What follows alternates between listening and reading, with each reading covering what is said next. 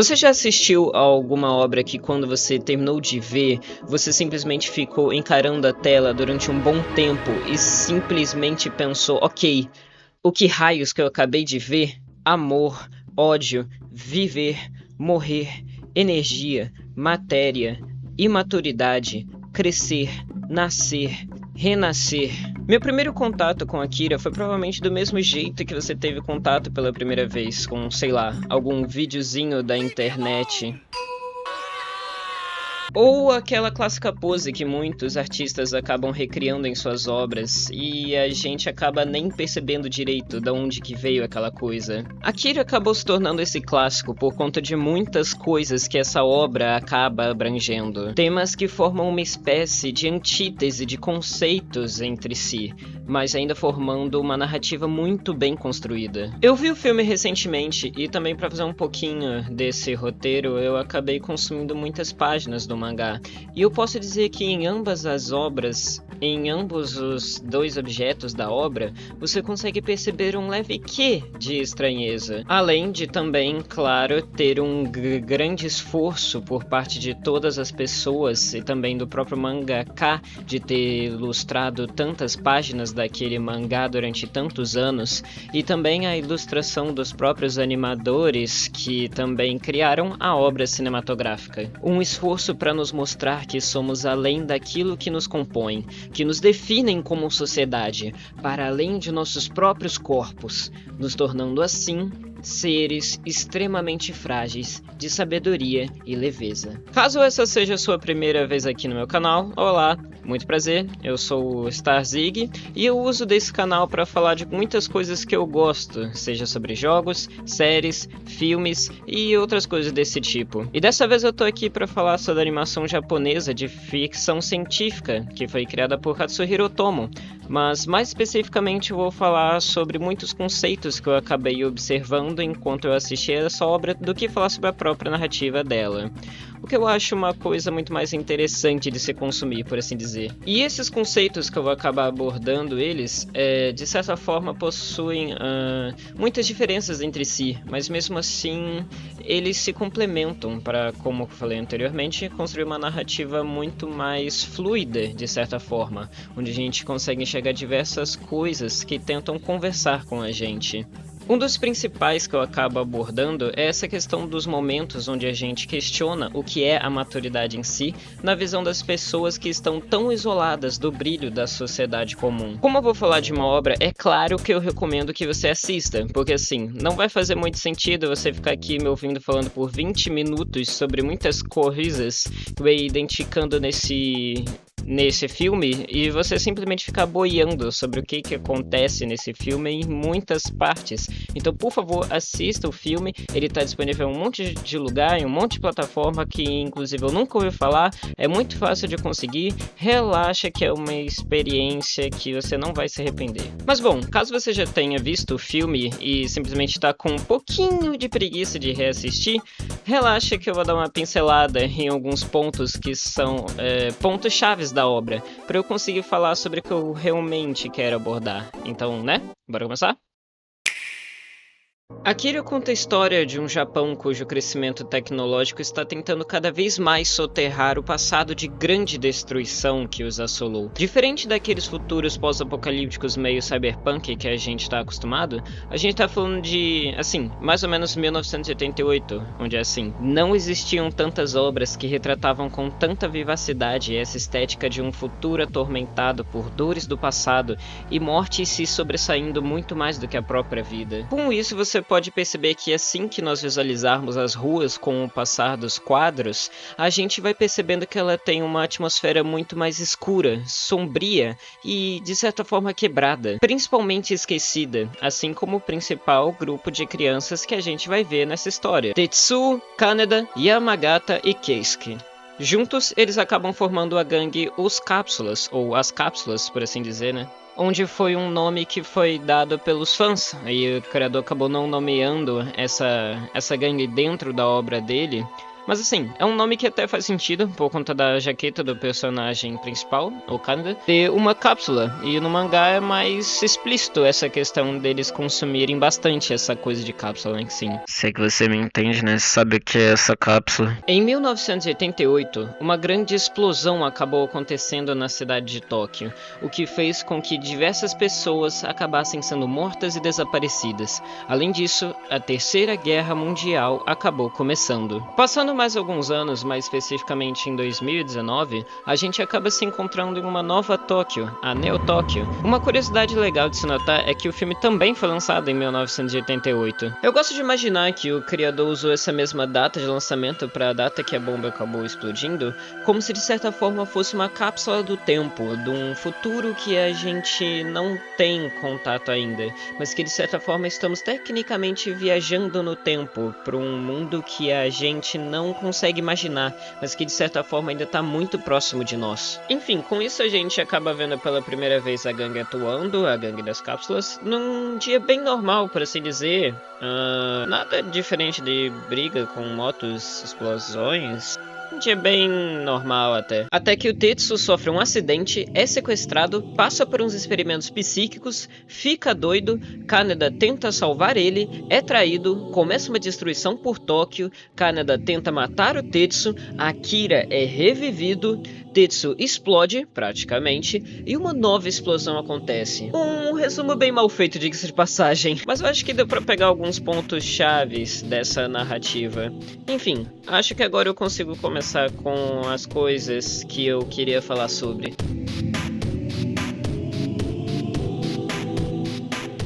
No início da história, a gente já consegue traçar dois paralelos entre os dois personagens principais, o Kaneda e o Tetsu, ambos jovens delinquentes que não sabem muito bem como agir nessa sociedade maluca. O Kaneda é um garoto de mais confiança, possui um pouco mais de idade que o Tetsu. Por conta disso, possui um pouco mais de maturidade, por assim dizer. Enquanto que Tetsu, por ser o mais jovem, é aquele que é retratado com mais imprudência e explosivo. Tanto que um dos primeiros sentimentos que vemos nele é o de inveja. Inveja pela moto muito irada do Kaneda. Mas também, né, assim...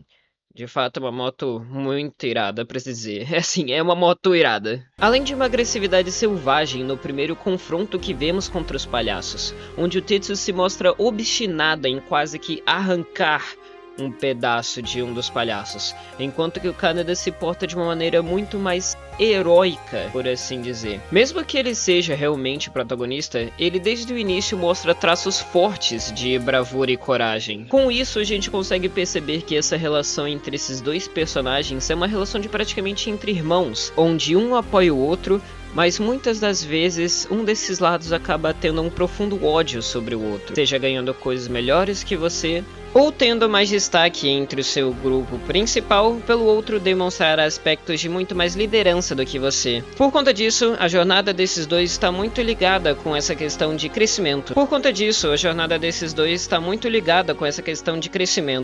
Onde ambos seguem o seu próprio destino, por assim dizer, seja de loucura ou até mesmo de coragem, até no segmento final desse filme. Nós acabamos percebendo que os dois acabam se tornando muito diferentes, mas ao mesmo tempo eles ainda se reconhecem completamente, como se não tivessem se afastado em nenhum momento. Por conta dos caminhos dos dois terem sido diferentes, os dois enxergam o mundo de duas formas distintas, onde o Tetsu no final acaba se tornando um ser muito mais egocêntrico e que finalmente está prestes a realizar seu sonho de ser reconhecido aos holofotes do mundo inteiro, mesmo que ele tenha que explodir algumas coisas no processo, né? O Kaneda, por outro lado, ele se envolve em questões muito mais complexas, como as revoluções governamentais e ações antimilitares, onde, porém, ele sempre tem o objetivo de salvar o seu irmão como prioritário. Assim como eu falei em outras palavras-chave no início do vídeo,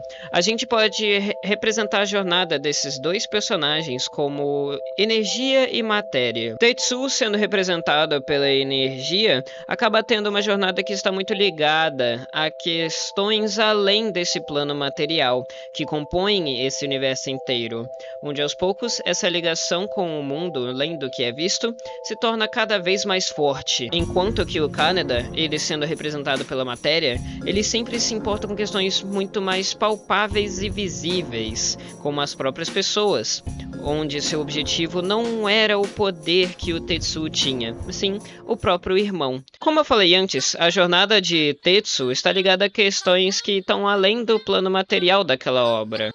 Então, mas o que realmente eu quis dizer com isso?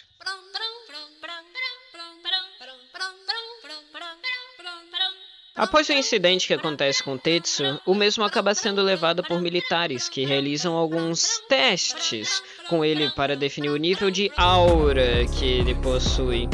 Eu sei, essa palavra foi meio ruim de ser usada.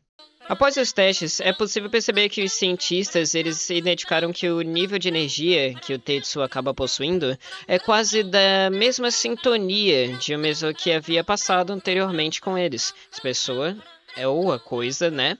Se a gente não sabe nessa flor do filme, é o Akira. Mas aí eu volto à pergunta que eu acabei de falar. Quem ou que seria o Akira?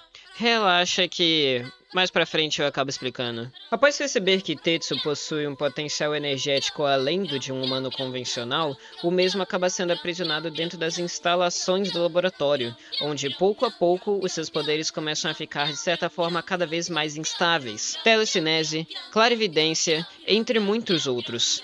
Com o passar do filme, a gente vai tendo contato com esses mesmos poderes, só que sendo realizados por pessoas diferentes. E que são essas três crianças aí. Assim. Eu acho que são crianças, né? Essas crianças passaram pelos mesmos experimentos que o Tetsu tá passando, só que de forma muito mais prolongada, os fazendo adquirir um poder para cada. E aí você percebe o quão forte o Tetsu ele é por canalizar tanta energia. Tanta energia que cada uma dessas crianças possui um poder, enquanto o próprio Tetsu, ele possui os três poderes juntos e mais um pouco aí. O cara era o Mob Psycho dos anos 80, era um negócio absurdo. Em paralelo a isso, o Kaneda ele acaba ficando emaranhado no meio de uma equipe revolucionária que quer descobrir a verdade por trás de Akira e salvar as crianças que estão sendo aprisionadas como armas militares. Ambos os personagens possuem uma jornada contrária entre eles, onde pode ser representado por uma jornada de amor e uma de ódio. Ainda mais que isso fica cada vez mais visível com o interesse que o cara tem pela personagem. Esqueci o nome. Eita, esqueci o nome dela. Esse negócio de amor fica mais visível de certa forma com o próprio Kaneda tendo muito interesse pela Rei desde o momento em que eles se viram pela primeira vez. Quando Kaneda ele acabou livrando ela da prisão junto deles. Enquanto o Tetsu ele é uma pessoa muito mais impulsiva, ele fica envenenado por tamanho poder, restando somente um ódio pela sociedade que o fez se tornar aquilo que ele é agora, uma mera ferramenta que acaba saindo do controle. Ou será que não?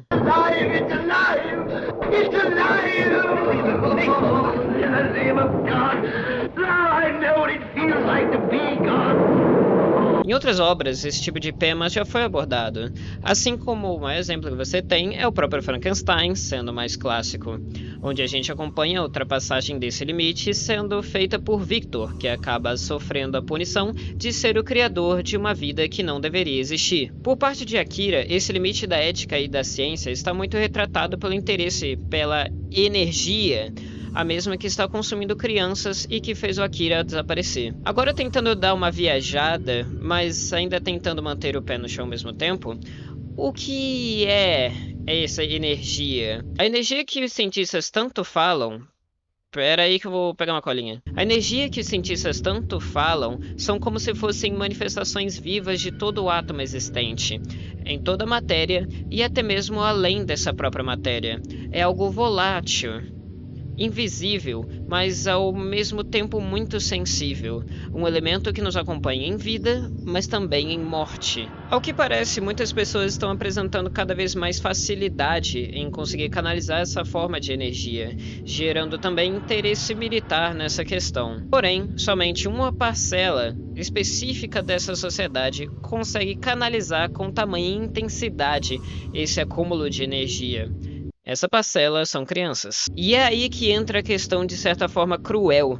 Tetsu não é inteiramente mau, pois gosta de ser assim. Ele foi ensinado a se portar agressivamente, de forma defensiva, pois desde o início, se você não fechar o seu punho para falar, você nunca será ouvido. O fato de muitas crianças estarem cada vez mais juntando essa energia e materializando ela, só mostra a consequência do escape que a sociedade tenta para um mundo que simplesmente não é o deles, enquanto esquece quem realmente precisa de ajuda e atenção. Após Tetsu conseguir quebrar todas as defesas do laboratório, o mesmo começa a vagar em direção ao Akira, que está debaixo do estádio olímpico sendo construído em Tóquio. Enquanto isso, o Kaneda já aceita o fato que terá de enfrentar seu irmão, que agora já não pode mais ser controlado. Com muito que, da própria tragédia japonesa, o Kaneda ele se prepara então para a batalha final.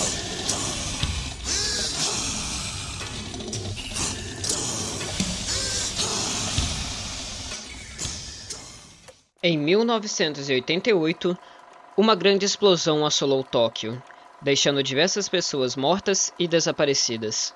Com isso, a Terceira Guerra Mundial começou. Dentro do grande estádio olímpico, nós percebemos o quanto a energia canalizada por Tetsu, ela se torna cada vez mais instável, além de estar sintonizando cada vez mais com a energia de Akira, que a essa altura, nós como espectadores já conseguimos supor que Akira pode ser praticamente qualquer coisa. Ou será que não?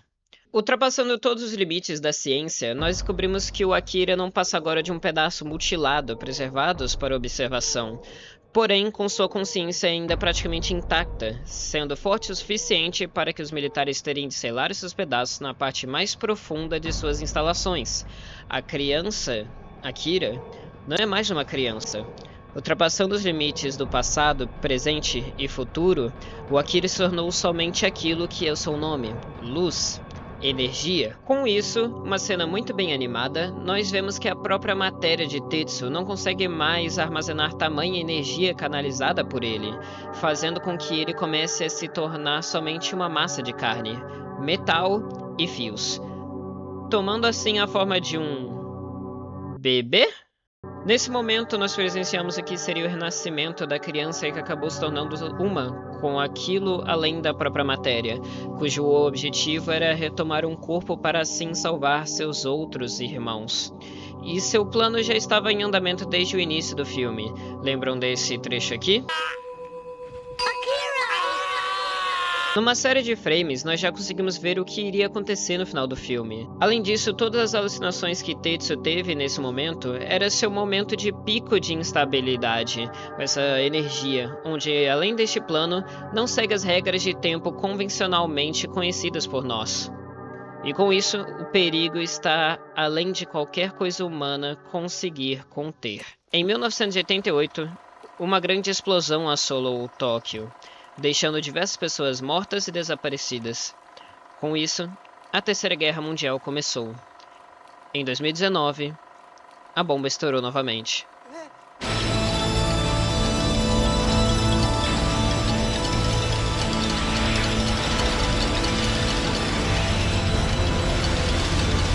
Após a explosão, o grupo principal se encontra novamente, porém, Tetsu não está com eles, tendo agora somente uma consciência que vagará pelo cosmos, absorvendo todo o conhecimento obscurecido dentro dos confins de além da matéria. Não sendo bastante, ele acabou consumindo tamanho poder de equiparado a um deus, que ele acabou gerando o seu próprio Big Bang, com essa explosão, gerando assim o seu próprio universo, fazendo ele assim também se tornar o deus de um universo inteiramente novo. Eu sou Tetsu.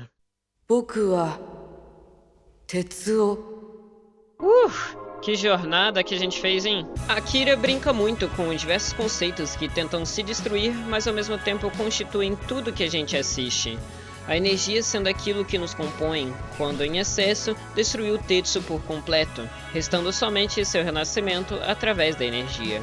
O ódio destruindo um amor construído durante muitos anos.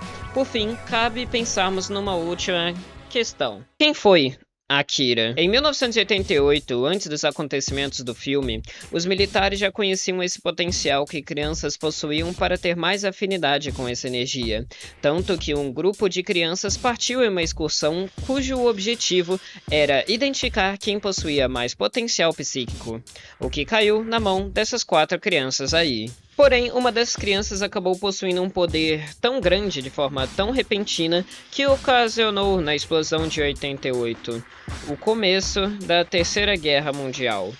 O erro que cometeram com Akira se repetiu no momento em que aprisionaram Tetsu para fins militares e utilizaram ele como uma mera ferramenta. O objetivo final de Akira tomando posse do corpo de Tetsu é libertar seus irmãos dessa prisão que detém eles mesmos depois de diversas décadas, fazendo seus corpos permanecerem num estado de juventude envelhecida. E no fim, Akira acaba sendo isso, uma juventude que acabou envelhecendo rápido demais devido à crueldade que o mundo acabou se afundando. Porém, após a explosão, o caminho fica livre para interpretações, podendo ser ruins ou até mesmo esperançosas, onde a tela final do filme é Tetsu embarcando na eterna jornada que o aprisionou. Definitivamente Akira vai entrar na minha estante de melhores filmes que eu já vi, junto de Kung Fu Futebol Clube e Clique do Adam Sandler. 2 obras-primas cuja crítica não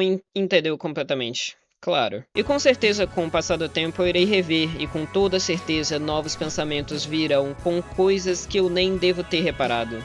Quando você gosta de uma obra, é isso que realmente importa.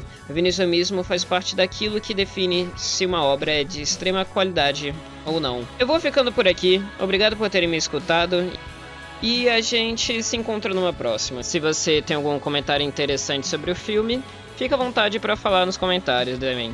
Então é isso, a gente se vê.